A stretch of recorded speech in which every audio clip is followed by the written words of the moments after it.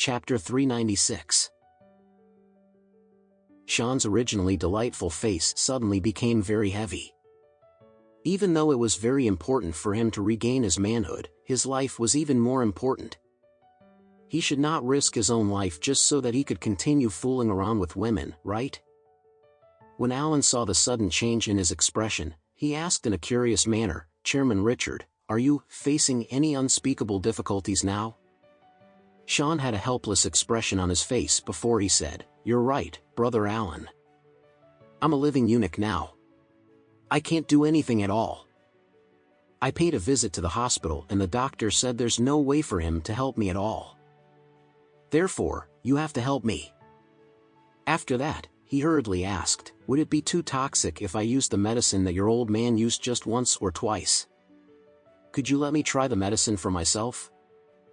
Alan quickly replied, "Brother, I wouldn't advise you to try that medicine at all. It wouldn't be worth it at all if you harmed your own body in the end."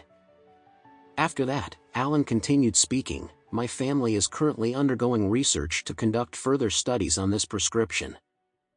We hope to make an improvement to it. If we succeed in our research, we won't only be able to strengthen the male masculinity but it also has a strong restoration and repairing effect on a man's ability." "Really?" Sean asked excitedly, "That's great. When will the medicine be released?" At this time, Alan replied, "However, we're still short of one medicinal herb. In order to complete the medicine, we'll have to wait for the Japanese Medicine Expo that will be held in 2 days' time in order to be able to buy the medicinal herbs." Sean was overjoyed. 2 days was nothing at all. If he could be completely cured and regain his manhood, he did not even mind waiting another 2 years. Sean hurriedly said, "Brother Alan, would you mind selling me the medicine after it is completed? I really need it." How could it not be a necessity? He was now a living eunuch. If he really lost his manhood, then he might as well cut it off.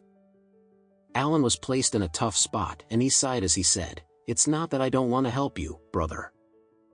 The medicinal herbs used in this medicine are really very precious. We can only produce 1 set of this medicine in the early trials." After that, Alan glanced at Olivia before he smiled and said, "However, it isn't entirely impossible for me to help you." How could Sean possibly not know what was running through Alan's mind at this time? He showed a smile that every man would understand before he said, "Olivia, from now on, you'll be Brother Alan's woman. Thank him on my behalf and make sure to serve him as well as you served me. Do you understand?" When Alan heard Sean's words, he was suddenly very excited. He had already longed for something to happen with this beautiful woman as soon as he saw Olivia. However, he was a little disappointed when he heard that Olivia was Sean's niece. Unexpectedly, Olivia turned out to be Sean's lover instead. Moreover, Sean also directly pushed her into his arms in order to get the medicine from him. He did not have to put in any effort at all.